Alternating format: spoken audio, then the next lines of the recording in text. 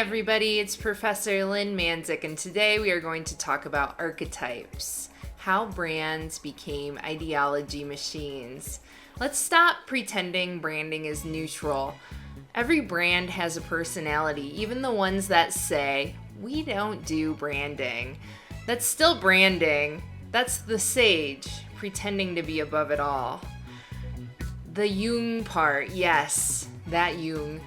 In the early 1900s, Swiss psychiatrist Carl Jung proposed the idea of the collective unconscious. His claim, across cultures and time, humans keep producing the same character types. The hero, the trickster, the rebel, and the ruler. Just some examples here. These patterns show up everywhere because they're embedded deep in human psychology. He called them archetypes. Jung thought that they explained myth. Brand strategists realized they could explain markets. Why this works. Semiotics 101. Semiotics, again, is the study of signs and symbols, and it tells us meaning isn't random. Red equals urgency or passion. Gold, power. Minimalism, purity. And distress type equals rebellion. When you cluster visual cues together, your brain categorizes them instantly. That's not magic. That is pattern recognition. Archetypes are like symbolic bundles. They carry emotional and cultural meaning before logic shows up. And brands know that. The 12 archetypes, the full cast, although I will say there are deviations from these, but these are the 12 main archetypes that we use. Let's name them clearly. 1, the innocent, purity, optimism, and simplicity. 2, the explorer, freedom, independence. 3, the sage, knowledge, clarity, wisdom.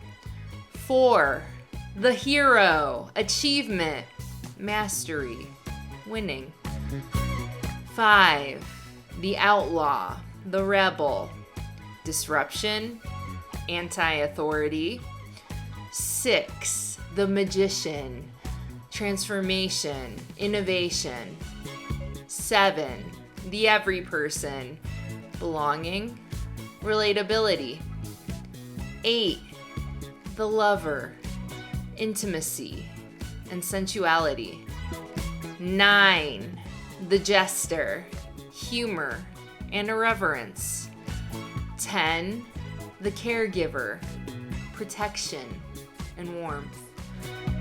11, the ruler, authority, prestige. And 12, the creator, imagination, and originality. These aren't trends, they're narrative roles.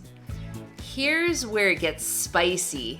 Visual culture theory argues that images don't just reflect society, they shape it. Brands don't just sell products, they sell aspirations, identities, and worldviews. A hero brand reinforces meritocracy. A ruler brand reinforces hierarchy. A rebel brand sells aestheticized resistance, sometimes owned by the very system it claims to fit. That's ideology, wrapped in typography. Brands as ideology machines. Here's the uncomfortable truth. Archetypes bypass rational analysis. They create emotional familiarity. When a brand says, we're the rebel, they're not just selling disruption. They're selling a feeling of resistance without requiring structural change. When a brand says, we're the caregiver, they're selling safety inside capitalism. When a brand says, we are the hero, they're selling aspiration through consumption. Archetypes make buying feel like becoming. That's not accidental. Why designers should care about this? You're not just choosing colors, you're constructing meaning.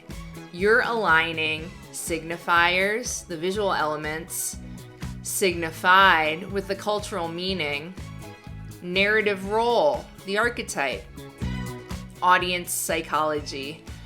If those don't align, trust breaks. If they do align, ideology stabilizes. Design is not decoration.